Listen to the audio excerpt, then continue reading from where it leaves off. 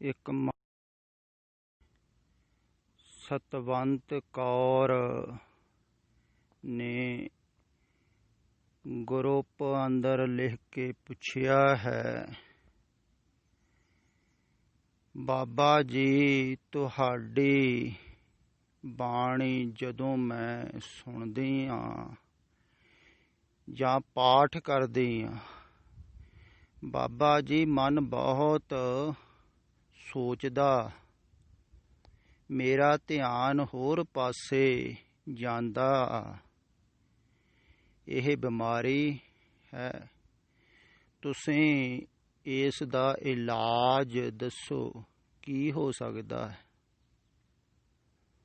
ਬਾਬਾ ਜੀ ਤੁਸੀਂ ਦੱਸੋ। ਇਹ ਬਿਮਾਰੀ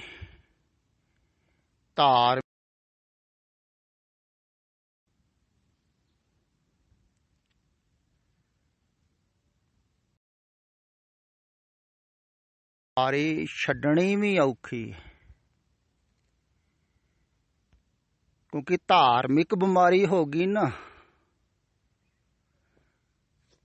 ਸੰਸਾਰਿਕ ਬਿਮਾਰੀ ਤੇ ਤੁਸੀਂ ਛੱਡ ਦਿੰਦੇ ਹੋ, ਛੱਡ ਸਕਦੇ ਹੋ, ਛੱਡਣੀ ਤੇ ਉਹ ਵੀ ਔਖੀ ਹੈ,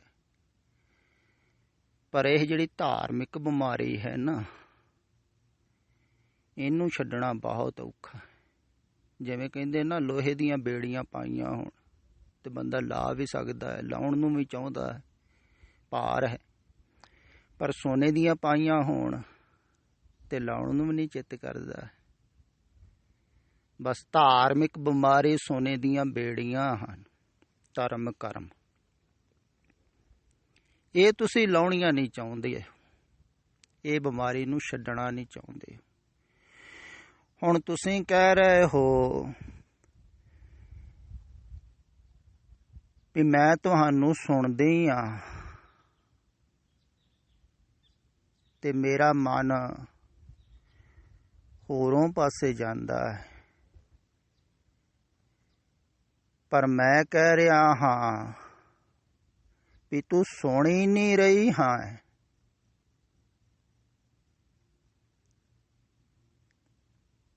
ਕਿਉਂਕਿ ਸੁਣਦੀ ਹੁੰਦੀ ਤੂੰ ਤੇ ਜੋ ਥੱਲੇ ਲਿਖਿਆ ਹੈ ਨਾ ਵੀ ਪਾਠ ਕਰਦੀ ਹਾਂ, ਤਾਂ ਵੀ ਮਨ ਨਹੀਂ ਟਿਕਦਾ ਹੈ। ਇਸ ਗੱਲ ਤੋਂ ਸਾਫ਼ ਹੋ ਰਿਹਾ ਹੈ ਵੀ ਤੂੰ ਸੁਣ ਨਹੀਂ ਰਹੀ ਹੈ। ਬਹੁਤ ਸਰੋਤੇ ਐਸੇ ਹਨ ਜਿਹੜੇ ਨਹੀਂ ਸੁਣ ਰਹੇ ਹਨ।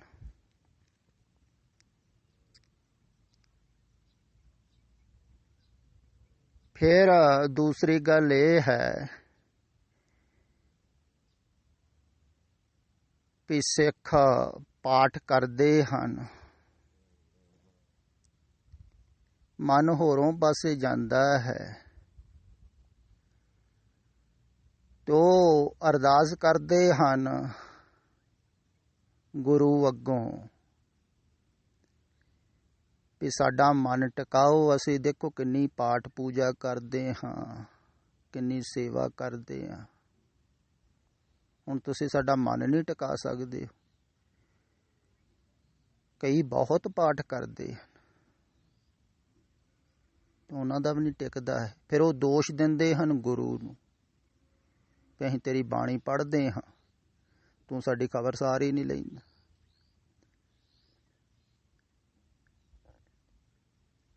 ਤੇ ਗੁਰੂ ਨੂੰ ਦੋਸ਼ ਦਿੰਦੇ ਹਨ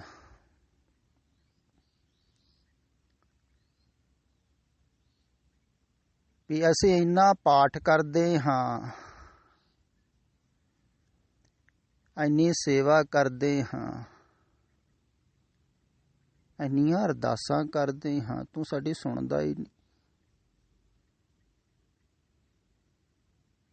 ਪਰ ਬਾਬਾ ਨਾਨਕ ਤੇ ਆ ਕੇ ਕਹਿ ਨਹੀਂ ਸਕਦੇ ਵੀ ਤੁਸੀਂ ਪਾਠ ਤੇ ਕਰ ਹੀ ਨਹੀਂ ਰਹੇ ਹੋ, ਸਿਰਫ ਦਿਖਾਵਾ ਹੈ। ਸੁਣ ਰਹੇ ਹੋ, ਸਿਰਫ ਦਿਖਾਵਾ ਹੈ, ਸੁਣ ਥੋੜੀ ਰਹੇ ਹੋ।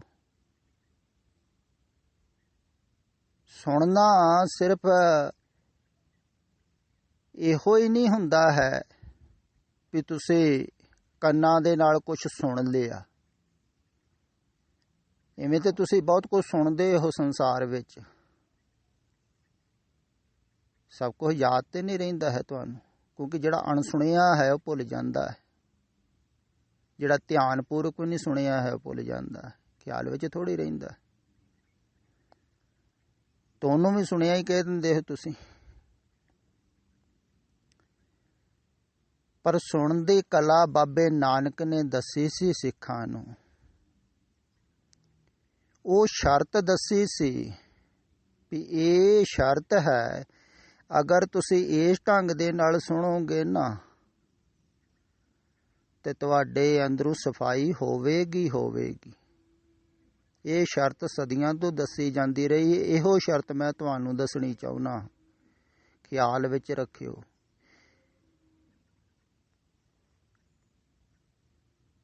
ਤੇ ਇਸ ਢੰਗ ਦੇ ਨਾਲ ਤੁਸੀਂ ਸੁਣਿਆ ਨਾ, ਇਹ ਸ਼ਰਤ ਨੂੰ ਖਿਆਲ ਵਿੱਚ ਰੱਖ ਕੇ ਸੁਣਿਆ, ਤੇ ਹੋ ਹੀ ਨਹੀਂ ਸਕਦਾ ਹੈ ਵੀ ਅੰਦਰ ਦਾ ਇਸ਼ਨਾਨ ਨਾ ਹੋਵੇ। ਬਾਬੇ ਨਾਨਕ ਨੇ ਕਿਹਾ ਸੀ ਨਾ,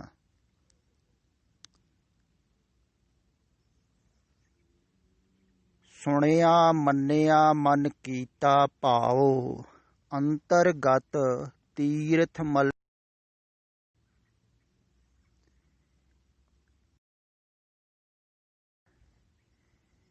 ਫਿਰ ਮੰਨਿਆ, ਫਿਰ ਮਨ ਕੀਤਾ ਭਾਉ।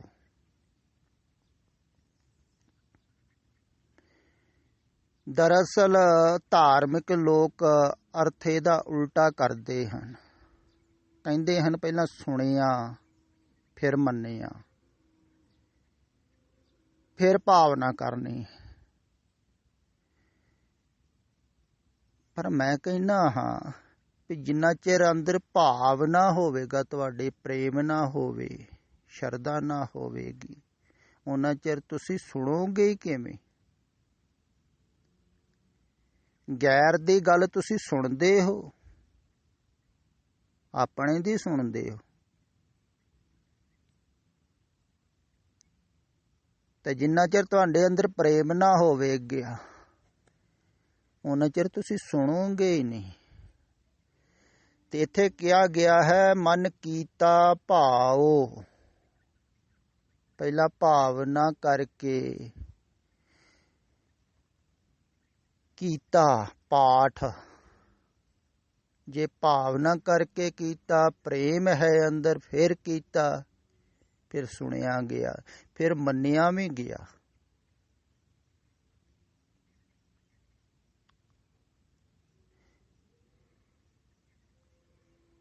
ਪਰ ਧਾਰਮਿਕ ਲੋਕ ਇਹ ਗੱਲ ਦਾ ਖਿਆਲ ਨਹੀਂ ਰੱਖਦੇ ਹਨ ਵੀ ਭਾਵਨਾ ਹੈ ਅੰਦਰ ਕਿ ਨਹੀਂ ਹੈ।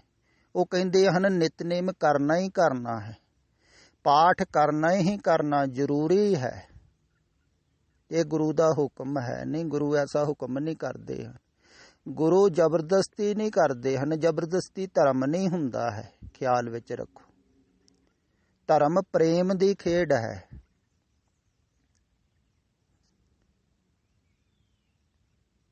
ਜਿਨ ਪ੍ਰੇਮ ਕੀਓ ਤਿਨਹੀਂ ਪ੍ਰਭ ਪਾਇਓ।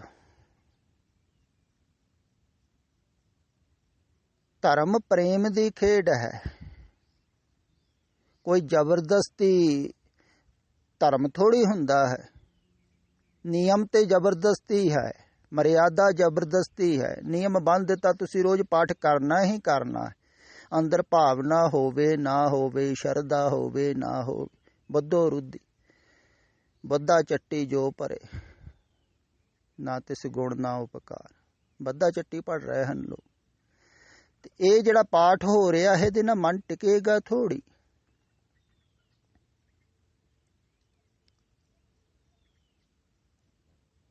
ਤੇ ਏਦਾਂ ਹੀ ਪਾਠ ਹੋ ਰਿਹਾ ਹੈ, ਕਿਹਾ ਗਿਆ ਹੈ ਪਾਠ ਕਰਨਾ ਹੀ ਕਰਨਾ ਹੈ।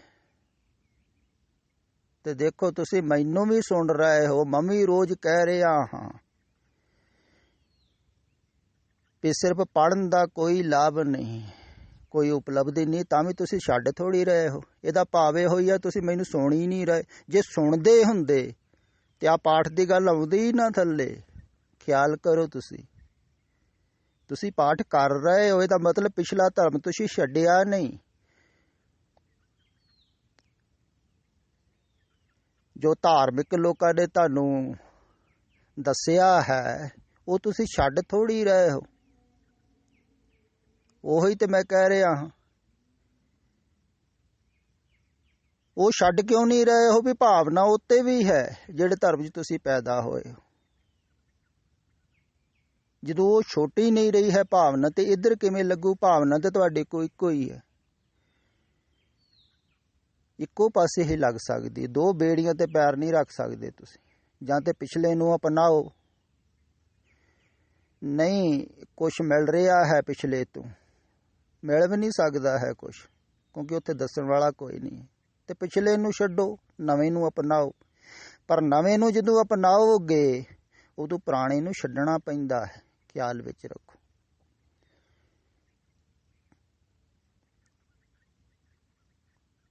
ਕਿਉਂਕਿ ਪੁਰਾਣੇ ਨਿਯਮ ਜੋ ਤੁਸੀਂ ਅਪਣਾ ਰਹੇ ਹੋ, ਜੋ ਦੱਸੇ ਜਾਂਦੇ ਹਨ, ਸਿਰਫ ਆਦਤ ਹਨ ਤੁਹਾਡੇ ਮਨ ਦੀ ਬਣ ਚੁੱਕੀ।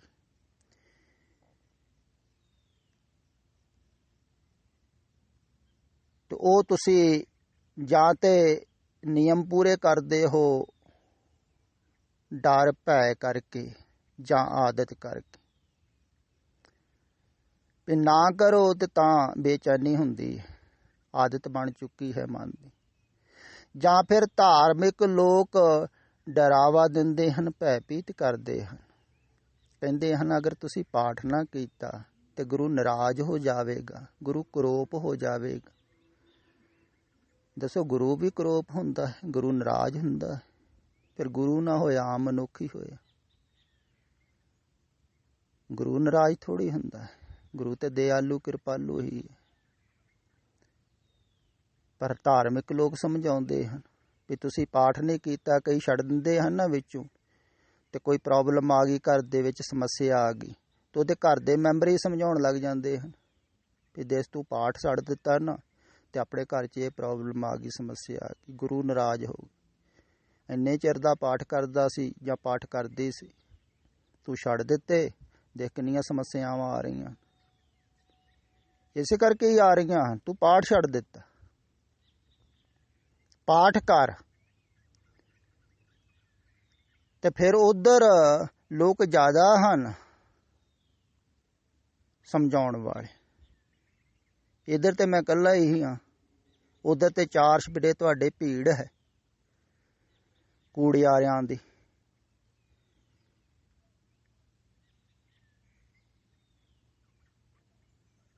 ਉਸ ਪੁਰਾਣੇ ਧਰਮ ਦੇ ਨਾਲ ਜੋੜਨ ਵਾਲੇ ਤੇ ਹਜ਼ਾਰਾਂ ਹੀ ਹਨ, ਤੇ ਬੜਾ ਸਮਝਾਉਂਦੇ ਹਨ। ਫਿਰ ਸਾਰੇ ਸੰਸਾਰੀ ਹੀ ਹਨ, ਫਿਰ ਪਾਠ ਪੂਜਾ ਵੀ ਕਰ ਰਹੇ ਹਨ ਸੰਸਾਰ ਦੇ ਸੁੱਖ ਵਾਸਤੇ, ਵੀ ਨਾ ਕੀਤੀ ਪਾਠ ਪੂਜਾ ਤੇ ਦੁੱਖ ਆਵੇਗਾ, ਪਰੇਸ਼ਾਨੀਆਂ ਆਉਣਗੀਆਂ। ਬਾਬਾ ਸੁੱਖ ਦੇਊਗਾ ਜੇ ਤੂੰ ਪਾਠ ਕੀਤਾ। ਤੇ ਕਹਿੰਦੀਆਂ ਨਾ ਮਾਈਆਂ, ਖੂਬ ਪਾਠ ਕਰਿਆ ਕਰ, ਬੜੇ ਸੁੱਖ ਮਿਲਣਗੇ ਸੰਸਾਰ 'ਚ, ਤੇ ਸੁੱਖਾਂ ਵਾਸਤੇ ਪਾਠ ਹੋ ਰਿਹਾ।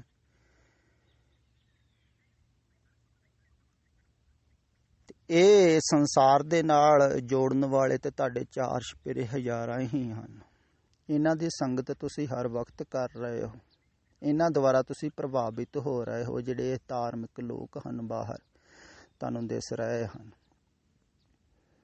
ਤੇ ਜ਼ਬਰਦਸਤੀ ਧਰਮ ਤੁਹਾਡੇ ਕੋਲ ਕਰਵਾ ਰਹੇ ਹਨ। ਘਰ ਦੇ ਮੈਂਬਰ ਹੀ ਐਸਾ ਕਰਦੇ ਹਨ। ਇੱਕ ਨੌਜਵਾਨ ਨੇ ਮੈਨੂੰ ਟੈਲੀਫੋਨ ਕਰਕੇ ਇੱਕ ਵਾਰ ਕਿਹਾ ਸੀ ਵੀ ਮੈਂ ਕਕਾਰ ਸਾਰੇ ਉਤਾਰ ਦਿੱਤੇ, ਕੁਦਰਤੀ ਪਤਾ ਨਹੀਂ ਕੀ ਖਿਆਲ ਆਇਆ, ਤੇ ਮੈਂ ਬੜਾ ਰਿਲੈਕਸ ਮਹਿਸੂਸ ਕਰ ਰਿਹਾ, ਬੜਾ ਹਲਕਾ ਮਹਿਸੂਸ ਕਰ ਰਿਹਾ, ਜਿਵੇਂ ਸਾਰਾ ਬੋਝ ਉਤਰ ਗਿਆ ਹੋਵੇ ਧਾਰਮਿਕ ਲੋਕਾਂ ਨੇ ਜਿਹੜਾ ਪਾਇਆ ਸੀ। ਮੈਂ ਸੁਰਖਰੂ ਹੋ ਗਿਆ, ਆਜ਼ਾਦ ਹੋ ਗਿਆ, ਸੁਤੰਤਰ ਹੋ ਗਿਆ, ਇੱਦਾਂ ਮਹਿਸੂਸ ਕਰ ਰਿਹਾ, ਫੀਲ ਕਰ ਰਿਹਾ। ਤੇ ਮੈਂ ਤੇ ਕੁਝ ਨਹੀਂ ਕਿਹਾ, ਮੈਂ ਨਾ ਲਾਉਣ ਨੂੰ ਕਹਿੰਦਾ ਨਾ ਪਾਉਣ ਨੂੰ ਕਹਿੰਦਾ, ਮੈਂ ਠੀਕ ਹੈ ਜਿੱਦਾਂ ਤੈਨੂੰ ਠੀਕ ਲੱਗਦਾ। ਪਰ ਕੁਛ ਦਿਨ ਬਾਅਦ ਉਹੀ ਘਰ ਦੇ ਵਿੱਚ ਪ੍ਰੋਬਲਮ, ਘਰ ਦੇ ਕਹਿਣ ਵੀ ਤੈਨੂੰ ਕਕਾਰ ਪਾਉਣੇ ਹੀ ਪੈਣਗੇ, ਉਹਦੀ ਘਰਵਾਲੀ ਨੂੰ ਭੜਕਾਇਆ ਸਾਰੇ ਘਰ ਦੇ ਮੈਂਬਰਾਂ ਨੇ ਵੀ ਇਹਨੂੰ ਕਕਾਰ ਪਵਾ, ਸਾਡੇ ਸਮਾਜ ਦੇ ਵਿੱਚ ਬੇਇੱਜ਼ਤੀ ਹੈ। ਧਾਰਮਿਕ ਲੋਕ ਹਨ ਨਾ ਸਾਰੇ, ਚਾਰ ਚੁਫੇਰੇ ਬੇਇੱਜ਼ਤੀ ਮਹਿਸੂਸ ਕਰਦੇ ਹਨ। ਲੋਕ ਕੀ ਕਹਿਣਗੇ, ਤੁਹਾਡਾ ਮੁੰਡਾ ਧਾਰਮਿਕ ਹੋ ਗਿਆ, ਬੇਮੁਖ ਹੋ ਗਿਆ, ਤੁਸੀਂ ਬੜਾ ਪ੍ਰਚਾਰ ਕਰਦੇ ਹੋ ਸਿੱਖੀ ਦਾ, ਤੁਹਾਡਾ ਆਪਣਾ ਬੱਚਾ ਹੀ ਨਹੀਂ ਸਿੱਖ ਰਿਹਾ। ਉਹਨਾਂ ਦੀ ਬੜੀ ਬਦਨਾਮੀ ਹੈ ਸਮਾਜ ਦੇ ਵਿੱਚ। ਤਾਂ ਉਹਨਾਂ ਨੇ ਘਰਵਾਲੀ ਤੇ ਜ਼ਿਆਦਾ ਪ੍ਰੈਸ਼ਰ ਪਾਇਆ ਤੇ ਘਰਵਾਲੀ ਕਹਿੰਦੀ ਤੁਹਾਨੂੰ ਕਕਾਰ ਪਾਉਣੇ ਹੀ ਪੈਣੇ ਹੈ, ਨਹੀਂ ਤਾਂ ਮੈਂ ਜ਼ਹਿਰ ਖਾ ਲੈਣੀ ਹੈ। ਉਹ ਜ਼ਹਿਰ ਖਾਣ ਨੂੰ ਤਿਆਰ ਹੋ ਗਈ। ਉਹ ਨੌਜਵਾਨ ਨੇ ਕਿਹਾ ਵੀ ਫਿਰ ਮੈਂ ਕੀ ਕਰਦਾ, ਫਿਰ ਮੈਨੂੰ ਪਾਉਣੇ ਪਏ ਮਜਬੂਰਨ ਵੀ ਇਹ ਜ਼ਹਿਰ ਖਾ ਨਾ ਲਵੇ। ਦੇਖੋ, ਇਹ ਜ਼ਬਰਦਸਤੀ ਧਰਮ ਕਰਵਾਇਆ ਜਾ ਰਿਹਾ। ਹੁਣ ਇਹ ਜ਼ਬਰਦਸਤੀ ਕਕਾਰ ਪਵਾ ਵੀ ਦੇਵੇ, ਜ਼ਬਰਦਸਤੀ ਉਹਨੂੰ ਕਵੇ ਵੀ ਪਾਠ ਕਰ, ਕਹਿੰਦੀ ਵੀ ਹੈ। ਉਹ ਕਹਿੰਦਾ ਮੇਰਾ ਚਿੱਤ ਨਹੀਂ ਕਰਦਾ ਹੈ ਪਾਠ ਕਰਨ ਨੂੰ, ਤੇ ਉਹ ਜ਼ਬਰਦਸਤੀ ਕਹਿੰਦੀ ਪਾਠ ਕਰ। ਇੱਥੇ ਫਿਰ ਦੇਖ ਲੈ, ਹੁਣ ਜਿਹੜਾ ਜ਼ਬਰਦਸਤੀ ਪਾਠ ਕਰਾਇਆ ਜਾ ਰਿਹਾ ਹੈ ਇਹ ਧਰਮ ਹੈ? ਧਰਮ ਜ਼ਬਰਦਸਤੀ ਹੁੰਦਾ? ਇਹੋ ਹੀ ਤੇ ਬਾਬੇ ਨਾਨਕ ਨੇ ਕਿਹਾ ਸੀ ਨਾ ਵੀ ਜਨੇਊ ਜਿਹੜਾ ਤੁਸੀਂ ਪਾ ਰਹੇ ਹੋ ਜ਼ਬਰਦਸਤੀ ਥੋੜ੍ਹੀ ਪਾਇਆ ਜਾ ਸਕਦਾ। ਧਰਮ ਤੇ ਪ੍ਰੇਮ ਦੀ ਖੇਡ ਹੈ, ਜ਼ਬਰਦਸਤੀ ਥੋੜ੍ਹੀ। ਪਰ ਇੱਥੇ ਦੁਨੀਆ ਦੇ ਵਿੱਚ ਜ਼ਬਰਦਸਤੀ ਧਾਰਮਿਕ ਬਣਾਇਆ ਜਾਂਦਾ ਹੈ। ਬਹੁਤ ਮਜ਼ਹਬਾਂ ਦੇ ਵਿੱਚ ਜਿਹੜੇ ਇਹ ਧਰਮ ਹਨ ਬਾਹਰ ਦੇਖ ਰਹੇ ਤੁਸੀਂ, ਹੈ ਤੇ ਸਮਾਜ ਦੇ ਹਿੱਸੇ ਸਾਰੇ ਸੰਪਰਦਾਵਾਂ ਹੀ, ਹਿੰਦੂ ਸਿੱਖ ਈਸਾਈ, ਇਹਨਾਂ ਦੇ ਵਿੱਚ ਜ਼ਬਰਦਸਤੀ ਵੀ ਹੁੰਦੀ ਹੈ, ਬਹੁਤ ਹੁੰਦੀ। ਫਿਰ ਡਰਾਵੇ ਵੀ ਦਿੱਤੇ ਜਾਂਦੇ ਹਨ ਕਿ ਗੁਰੂ ਨਾਰਾਜ਼ ਹੋ ਜਾਊਗਾ, ਅੱਲਾਹ ਤਾਲਾ ਨਾਰਾਜ਼ ਹੋ ਜਾਊਗਾ, ਮੁਰਸ਼ਿਦ ਨਾਰਾਜ਼ ਹੋ ਜਾਊਗਾ, ਪੀਰ ਨਾਰਾਜ਼ ਹੋ ਜਾਊਗਾ। ਦੇਖ ਲਾ, ਜੇ ਤੂੰ ਉਹਨਾਂ ਦੀ ਮਰਿਆਦਾ ਨੂੰ ਛੱਡਿਆ, ਨਿਯਮ ਨੂੰ ਛੱਡਿਆ, ਧਰਮ ਨੂੰ ਛੱਡਿਆ, ਭ੍ਰਿਸ਼ਟ ਹੋ ਜਾਏਗਾ, ਨਰਕਾਂ 'ਚ ਪਵੇਂਗਾ, ਦੋਜ਼ਖ ਜਾਏਗਾ। ਬਹੁਤ ਡਰਾਵੇ ਦਿੱਤੇ ਜਾਂਦੇ। ਫਿਰ ਚਾਰ ਛਪੇਰੇ ਸਾਰੇ ਹੀ ਹਨ। ਦੇਖੋ, ਮੈਂ ਤੇ ਦੂਰ ਹਾਂ ਬੋਲਣ ਵਾਲਾ, ਤੁਹਾਡੇ ਆਲੇ ਦੁਆਲੇ ਜਿੰਨੇ ਵੀ ਹਨ ਉਹ ਸਾਰੇ ਹੀ ਤੁਹਾਨੂੰ ਕਿਹਦੇ ਨਾਲ ਜੋੜ ਰਹੇ ਹਨ? ਸੰਸਾਰ ਨਾਲ। ਉਹ ਤੇ ਜ਼ਿਆਦਾ ਹਨ ਨਾ, ਉਹਨਾਂ ਦੀ ਗਿਣਤੀ ਜ਼ਿਆਦਾ ਹੈ।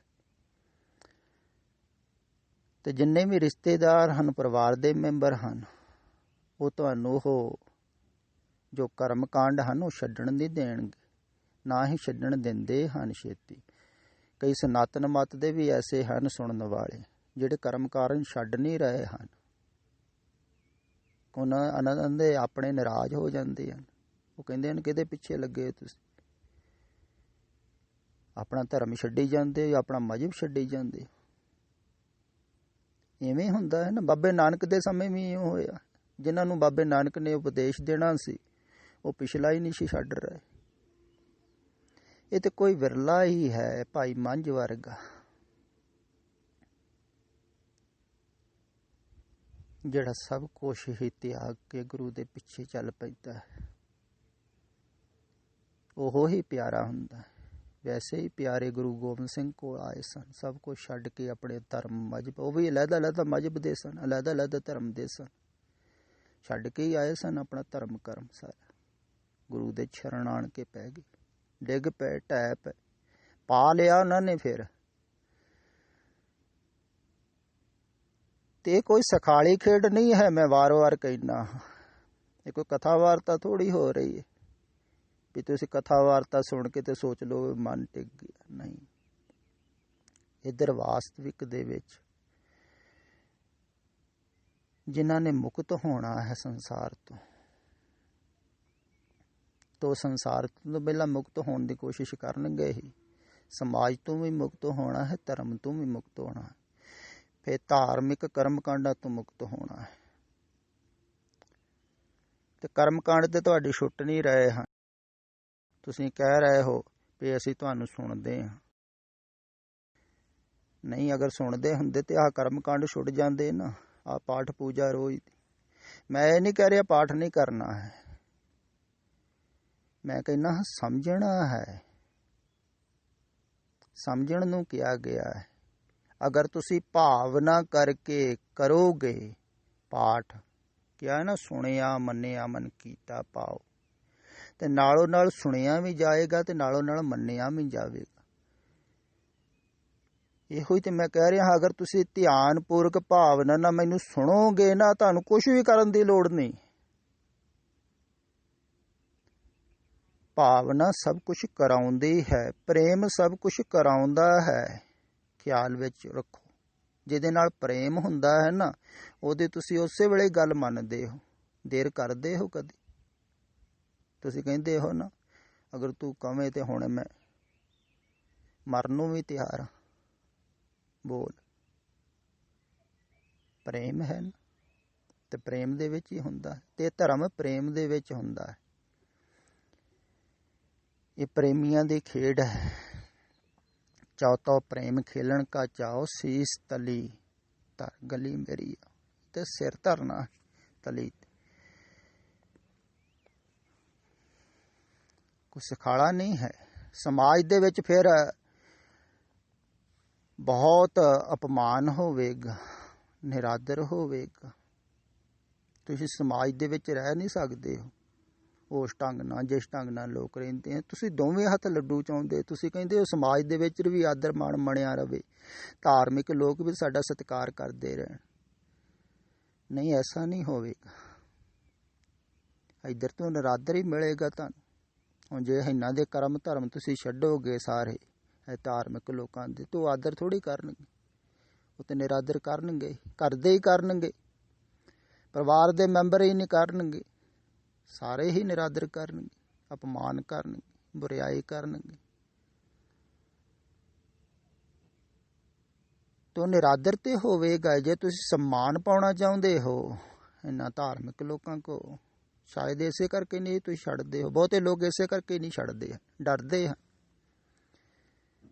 ਸਮਾਜ ਕੋ, ਧਾਰਮਿਕ ਲੋਕਾਂ ਕੋ।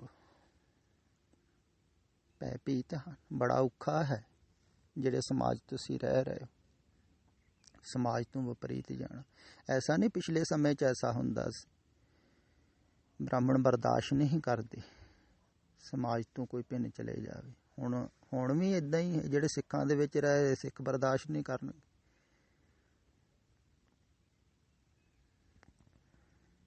ਤੇ ਬਾਹਰ ਨਹੀਂ ਜਾਣ ਦਿੰਦੇ ਹਨ ਧਾਰਮਿਕ ਲੋਕ, ਤੇ ਕਠਨ ਹੈ। ਤੇ ਅਗਰ ਤੁਹਾਡੀ ਇਹ ਪੁਰਾਣੇ ਜਿਹੜੇ ਧਾਰਮਿਕ ਲੋਕਾਂ 'ਚ ਤੁਸੀਂ ਪੈਦਾ ਹੋਏ ਹੋ, ਸੰਪਰਦਾ 'ਚ ਪੈਦਾ ਹੋਏ ਹੋ, ਅਗਰ ਉਹਦੇ ਨਾਲ ਮੋਹ ਹੈ, ਕਈਆਂ ਦਾ ਸਾਧੂ ਸੰਤਾਂ ਦੇ ਨਾਲ ਵੀ ਮੋਹ ਹੈ। ਕਿਸੇ ਮਹਾਤਮਾ ਨੇ ਕਹਿ ਦਿੱਤਾ ਨਾ, ਤੂੰ ਨਿਤਨੇਮ ਹੀ ਨਹੀਂ ਛੱਡਣਾ ਹੈ,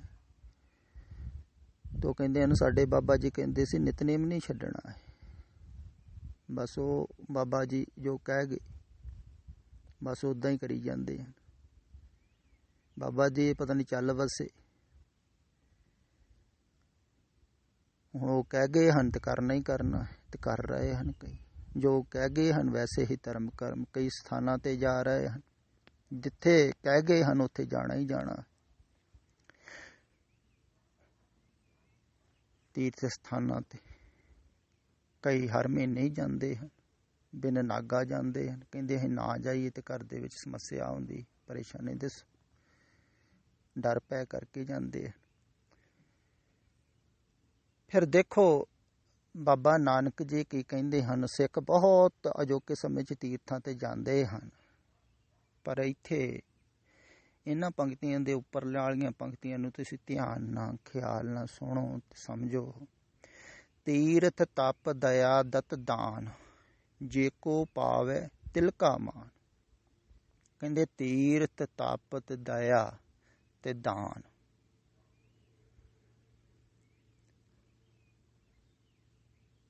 ਜਿੰਨਾ ਖੁਸ਼ੀ ਕੋਈ ਕਰ ਲਵੇ, ਇਹਦੇ ਨਾਲ ਮਿਲਦਾ ਕੀ ਹੈ? ਜੇ ਕੋ ਪਾਵੇ ਤਿਲ ਕਾ ਮਾਨ, ਥੋੜਾ ਜਿਹਾ ਸਨਮਾਨ ਮਿਲਦਾ। ਤੀਰਥਾਂ ਤੇ ਜਾਣ ਵਾਲਿਆਂ ਦਾ ਥੋੜ੍ਹਾ ਜਿਹਾ ਆਦਰ ਮਾਣ ਹੁੰਦਾ ਹੈ, ਬੜੇ ਤੀਰਥਾਂ ਤੇ ਜਾਂਦਾ ਹੈ, ਧਾਰਮਿਕ ਬੰਦਾ ਹੈ, ਧਾਰਮਿਕ ਬੰਦਾ ਹੈ, ਤੀਰਥ ਸਥਾਨਾਂ ਤੇ ਜਾਂਦਾ ਹੈ। ਕਈ ਤੀਰਥਾਂ ਬਾਰੇ ਬਹੁਤ ਕੁਝ ਦੱਸਦੇ ਵੀ ਹਨ, ਤੇ ਕਈ ਜਪ ਤਪ ਬਹੁਤ ਕਰਦੇ ਹਨ, ਉਹਨਾਂ ਦਾ ਵੀ ਆਦਰ ਮਾਣ ਬਹੁਤ ਹੁੰਦਾ ਹੈ, ਬੜਾ ਪਾਠ ਕਰਦੇ ਹਨ।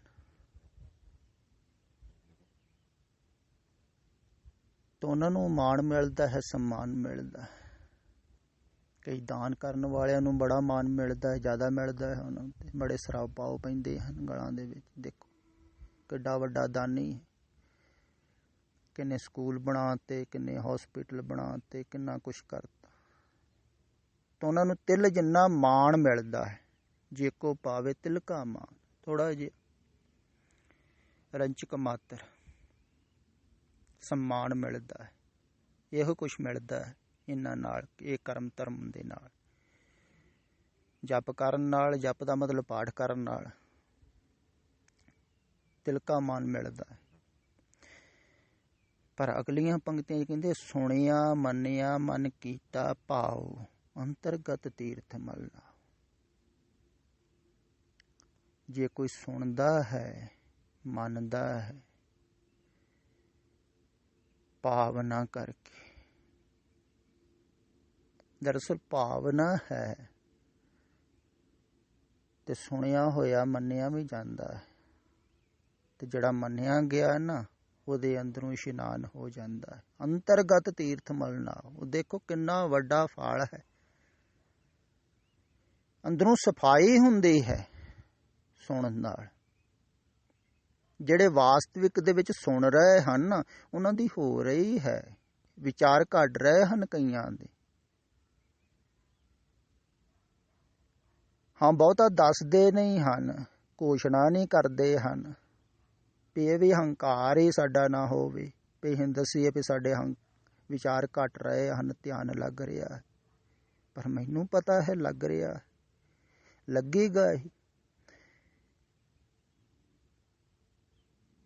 ਕਿਉਂਕਿ ਜੋ ਮੈਂ ਕਹਿ ਰਿਹਾ ਹਾਂ ਨਾ, ਇਹ ਸਿਰਫ ਪੜ੍ਹ ਸੁਣ ਕੇ ਥੋੜ੍ਹੀ ਕਹਿ ਰਿਹਾ ਹਾਂ ਕਿਤੇ।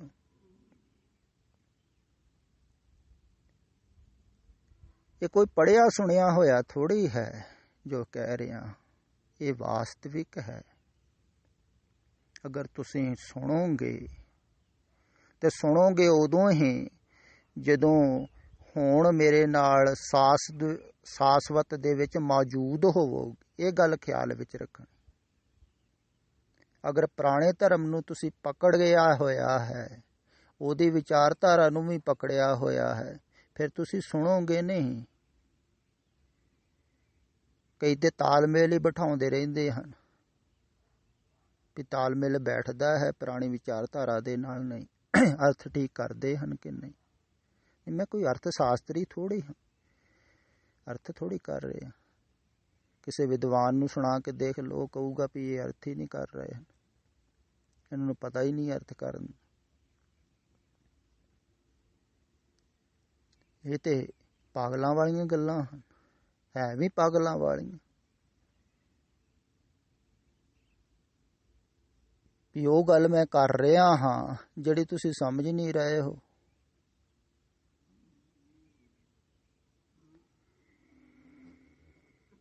ਤੇ ਪਾਗਲਾਂ ਵਾਲੀਆਂ ਤੇ ਹੈ ਹੀ।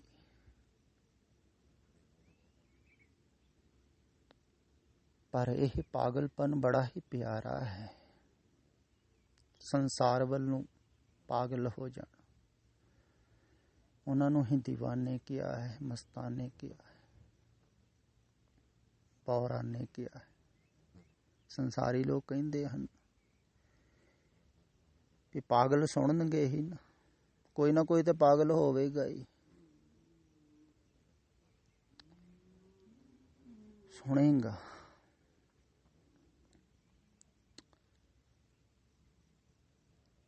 ਤੇ ਇਹ ਜੋ ਕਿਹਾ ਜਾ ਰਿਹਾ ਹੈ ਨਾ,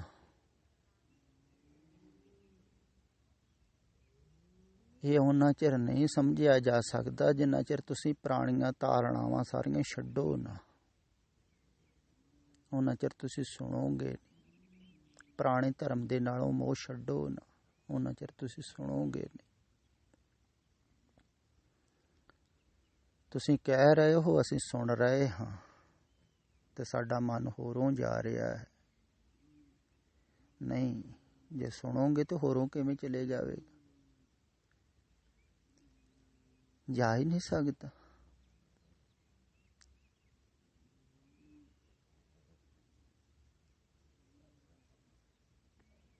ਜਾਂ ਤੁਸੀਂ ਸੁਣ ਰਹੇ ਹੋ ਕੋਈ ਇੱਛਾ ਰੱਖ ਕੇ, ਚਾਹਤ ਰੱਖ ਕੇ, ਜਿਵੇਂ ਪਾਠ ਤੁਸੀਂ ਕਰਦੇ ਹੋ, ਕੋਈ ਚਾਹਤ ਰੱਖ ਕੇ ਕੁਛ ਮਿਲੂਗਾ ਤਾਂ ਹੀ ਪਾਠ ਕਰ ਰਹੇ ਹੋ ਨਾ।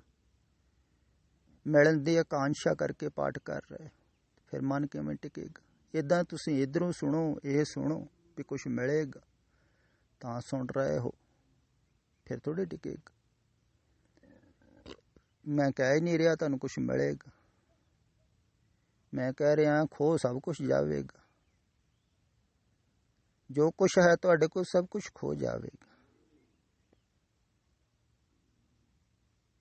ਮਿਲੇਗਾ ਉਹ ਹੀ ਜਿਹੜਾ ਤੁਹਾਡੇ ਅੰਦਰ ਹੈ, ਵਾਸਤਵਿਕ ਦੇ ਵਿੱਚ ਸੱਚ ਮਿਲੇਗਾ, ਝੂਠ ਖੋ ਜਾਵੇਗਾ। ਤੇ ਕੱਲ ਗੁਰਮੁਖ ਪਿਆਰਾ ਕਹਿ ਰਿਹਾ ਨਾ, ਤੁਸੀਂ ਹੱਸ ਪਾ ਰਹੇ ਹੋ।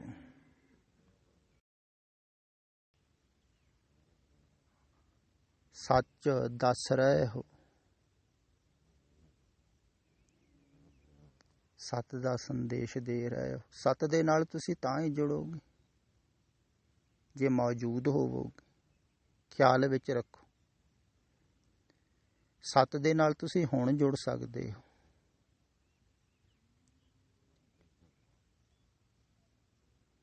ਕਿਉਂਕਿ ਸੱਤ ਜਿਹੜਾ ਉਹ ਸਤਤ ਹੈ।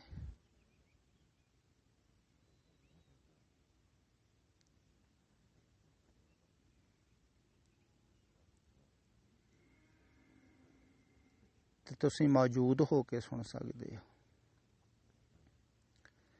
ਤੇ ਪਹਿਲਾਂ ਤਾਂ ਖਿਆਲ ਰੱਖੋ ਕਿ ਸੰਸਾਰ ਦੀ ਵਿਚਾਰਧਾਰਾ ਤੋਂ ਮੁਕਤ ਹੋਣਾ ਹੈ। ਅਗਰ ਤੁਸੀਂ ਵਾਸ਼ਨਾ, ਕਾਮਨਾ, ਚਾਹਤ ਕੋਈ ਹੈ ਤੁਹਾਡੇ ਅੰਦਰ, ਫਿਰ ਤੁਸੀਂ ਨਹੀਂ ਸੁਣ ਸਕਦੇ ਹੋ। ਇਹ ਤੇ ਨਿਰ ਇੱਛਾ ਹੋ ਕੇ ਕੋਈ ਸੁਣੇਗਾ, ਨਿਰ ਆਕਾਂਸ਼ਾ ਹੋ ਕੇ ਸੁਣੇਗਾ, ਸਿੱਧਾ ਸਿੱਧਾ ਸੁਣੇਗਾ, ਭਾਵਨਾ ਨਾਲ, ਸ਼ਰਧਾ ਨਾਲ।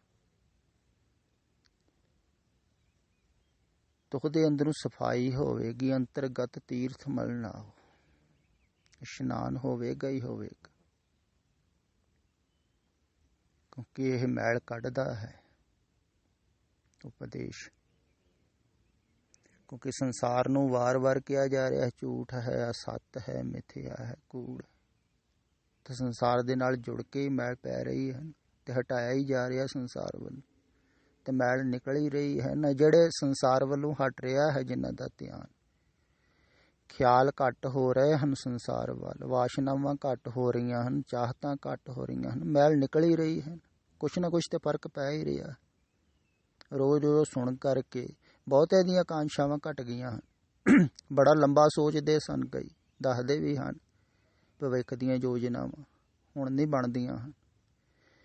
ਲੰਮੀ ਚੌੜੀ ਨਹੀਂ ਸੋਚ ਰਹੇ ਹਨ, ਪਰਿਵਾਰ ਬਾਰੇ ਬਹੁਤੀ ਨਹੀਂ ਸੋਚਦੇ ਹਨ। ਤਾਂ ਉਹਨਾਂ ਦੇ ਅੰਦਰ ਸਫਾਈ ਹੋ ਰਹੀ ਹੈ। ਜਿੰਨੀ ਘੱਟ ਸੋਚਣਗੇ ਉਨੀ ਵਿਚਾਰਧਾਰਾ ਘਟੇਗੀ, ਅੰਦਰ ਦੀ ਸਫਾਈ ਹੋ ਰਹੀ ਹੈ। ਸੁਣ ਸੁਣ ਕੇ ਹੋ ਰਹੀ, ਤੇ ਸੁਣ ਸੁਣ ਕੇ ਕਿਸੇ ਦਿਨ ਸਹਿਜੇ ਧਿਆਨ ਲੱਗ ਜਾਣਾ। ਸੁਣੀਏ ਲਾਗੇ ਸਹਿਜ ਧਿਆਨ, ਇਹੋ ਹੀ ਤੇ ਮੈਂ ਕਹਿ ਰਿਹਾ। ਪਰ ਸੁਣੇਗਾ ਉਹ ਹੀ ਜਿਹੜਾ ਪੁਰਾਣੀ ਵਿਚਾਰਧਾਰਾ ਤੋਂ ਮੁਕਤ ਹੋਵੇਗਾ, ਆਪਣੀ ਸਮਝ ਤੋਂ ਵੀ ਮੁਕਤ ਹੋਵੇਗਾ। ਜਿਵੇਂ ਕੱਲ ਭੁਪਿੰਦਰ ਸਿੰਘ ਨੂੰ ਮੈਂ ਕਿਹਾ ਸੀ ਨਾ, ਵੀ ਤੁਸੀਂ ਕਹਿ ਰਹੇ ਹੋ ਵੀ ਮੈਂ ਪ੍ਰਚਾਰ ਕਰ ਰਹੇ ਹਾਂ, ਵੀ ਇਉਂ ਕਹੋ ਵੀ ਸੰਚਾਰ ਹੋ ਰਿਹਾ ਹੈ। ਤਾਂ ਉਹਨੇ ਥੱਲੇ ਪੰਕਤੀਆਂ ਦੋ ਲਿਖ ਕੇ ਕਿਹਾ ਹੈ ਵੀ ਮੈਂ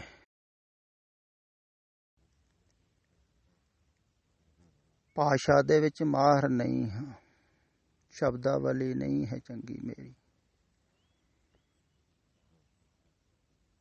ਮੈਂ ਤੇ ਚੋਟ ਕੀਤੀ ਸੀ ਉਹਦੀ ਬੁੱਧੀ ਨੂੰ ਆਦਮੀ ਫੇਰ ਬਚਾ ਲੈਂਦਾ, ਸਮਝ ਨੂੰ ਫੇਰ ਬਚਾ ਲੈਂਦਾ। ਉਹਨੇ ਸੋਚਿਆ ਵੀ ਲਿਖਣ ਦੇ ਵਿੱਚ ਗਲਤੀ ਹੋ ਗਈ ਆ, ਭਾਸ਼ਾ ਦੇ ਵਿੱਚ ਗਲਤੀ ਹੋਈ, ਮੇਰੀ ਸਮਝ 'ਚ ਗਲਤੀ ਨਹੀਂ, ਮੈਂ ਤੇ ਸਮਝ ਤੇ ਚੋਟ ਕੀਤੀ ਸੀ। ਇਦਾਂ ਹੀ ਆਦਮੀ ਬਚਾਉਂਦਾ ਹੈ ਨਾ ਆਪਣੇ ਆਪ ਨੂੰ।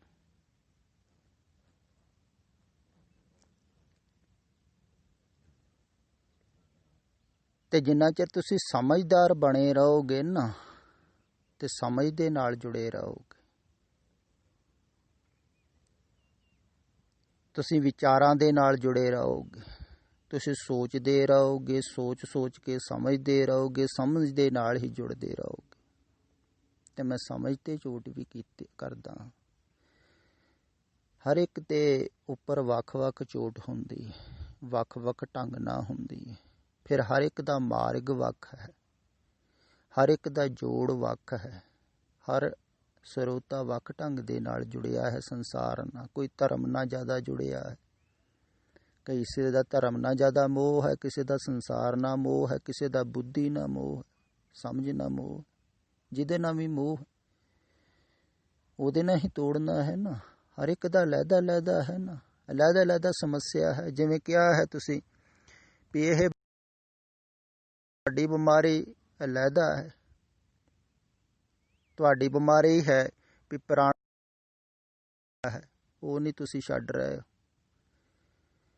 ਪੁਰਾਣੇ ਧਾਰਮਿਕ ਲੋਕਾਂ ਨੇ ਜਿਹੜੀ ਬਿਮਾਰੀ ਤੁਹਾਡੇ ਅੰਦਰ ਵਾੜੀ ਹੈ, ਉਹਨੂੰ ਨਹੀਂ ਕੱਢ ਰਹੇ, ਤੇ ਧਰਮ ਕਰਮ ਕਰ ਰਹੇ ਹੋ ਉੱਦਾਂ ਹੀ ਸਾਰੇ। ਤੇ ਹਰ ਇੱਕ ਦੀ ਬਿਮਾਰੀ ਲਹਿਦਾ ਹੈ, ਲਹਿਦਾ ਢੰਗ ਨਾਲ ਜੁੜਿਆ ਹੈ। ਹਰ ਇੱਕ ਦਾ ਰਸਤਾ ਵੀ ਫਿਰ ਲਹਿਦਾ ਹੀ ਹੋਵੇਗਾ। ਇਹ ਸਾਰਿਆਂ ਵਾਸਤੇ ਬੋਲਿਆ ਜਾ ਰਿਹਾ ਹੈ, ਕਿਉਂਕਿ ਇੱਥੇ ਕਈ ਤਰ੍ਹਾਂ ਦੇ ਸਰੋਤੇ ਹਨ। ਫਿਰ ਆਉਣ ਵਾਲੇ ਸਮੇਂ ਦੇ ਵਿੱਚ ਵੀ ਬਹੁਤ ਢੰਗ ਦੇ ਸਰੋਤੇ ਸੁਣਨਗੇ, ਤੇ ਸਾਰਿਆਂ ਵਾਸਤੇ ਹੀ ਬੋਲਿਆ ਜਾਂਦਾ ਹੈ। ਸਦਾ ਤੋਂ ਹੀ ਐਸਾ ਹੋਇਆ ਹੈ। ਬਾਬੇ ਨਾਨਕ ਨੇ ਵੀ ਬਹੁਤਿਆਂ ਵਾਸਤੇ ਬੋਲਿਆ, ਸਿਰਫ ਆਪਣਿਆਂ ਵਾਸਤੇ ਥੋੜ੍ਹੀ ਬੋਲਿਆ ਜਾਂਦਾ। ਇਸ ਕਰਕੇ ਇੱਥੇ ਭੇਦ ਵੀ ਨਹੀਂ ਕੀਤਾ ਜਾਂਦਾ ਹੈ ਵੀ ਮੈਂ ਸਿੱਖਾਂ ਵਾਸਤੇ ਬੋਲ ਰਿਹਾ ਹਾਂ ਜਾਂ ਹਿੰਦੂਆਂ ਵਾਸਤੇ ਬੋਲ ਰਿਹਾ ਹਾਂ। ਨਹੀਂ, ਇੱਥੇ ਸਾਰਿਆਂ ਵਾਸਤੇ, ਮਨੁੱਖ ਮਾਤਰ ਵਾਸਤੇ।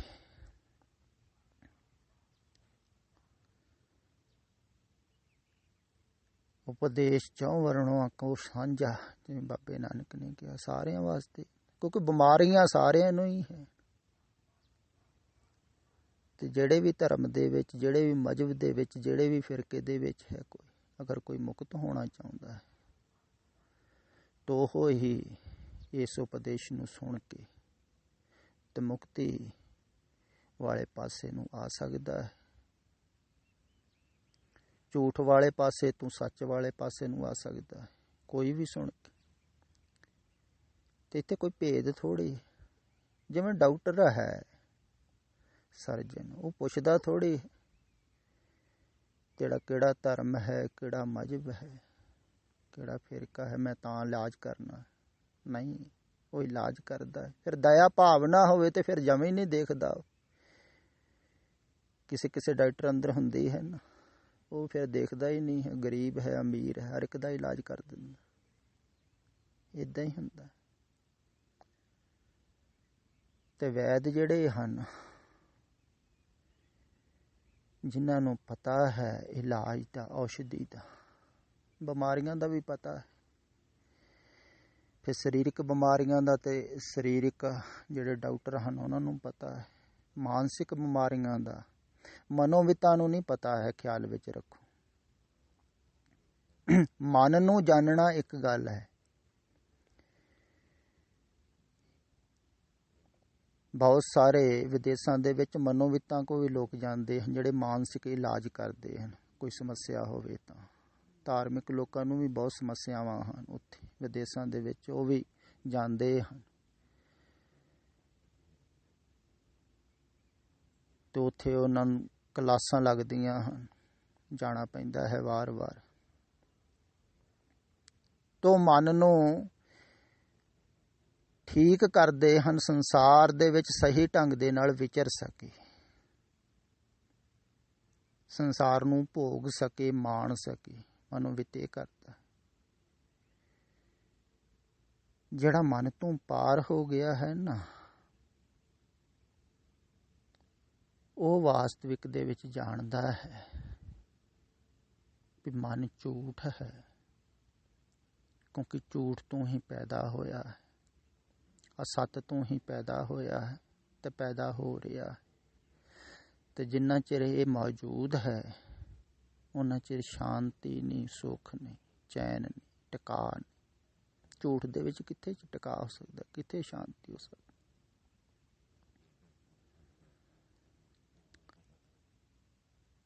ਮਨ ਮਰੈ ਧਾਤ ਮਰ ਜਾਏ, ਬਿਨ ਮਨ ਮੂਏ ਕੈਸੇ ਹਰ ਪਾਏ। ਦੌੜ ਖਤਮ ਹੋ ਜਾਂਦੀ ਹੈ। ਆਦਮੀ ਆਪਣੇ ਘਰ ਆ ਜਾਂਦਾ ਹੈ, ਫਿਰ ਦੌੜਨਾ ਕਿੱਥੇ। ਘਰ ਆ ਹੀ ਗਿਆ ਨਾ ਜਦੋਂ, ਫਿਰ ਬੈਠ ਜਾਂਦਾ, ਫਿਰ ਆਰਾਮ ਕਰਦਾ ਛੇਜਾ ਆਪਣੀ ਸਿੰਘਾਸਨ ਤੇ, ਉਹ ਜਿਹੜਾ ਅੰਦਰ ਬਿਰਾਜਮਾਨ ਸਦਾ ਵਾਸਤੇ ਆਨੰਦ ਹੀ ਆਨੰਦ, ਸੱਚ ਦਾ ਆਨੰਦ ਦੇ ਵਿੱਚ ਬਿਰਾਜਮਾਨ ਹੋ ਜਾਂਦਾ।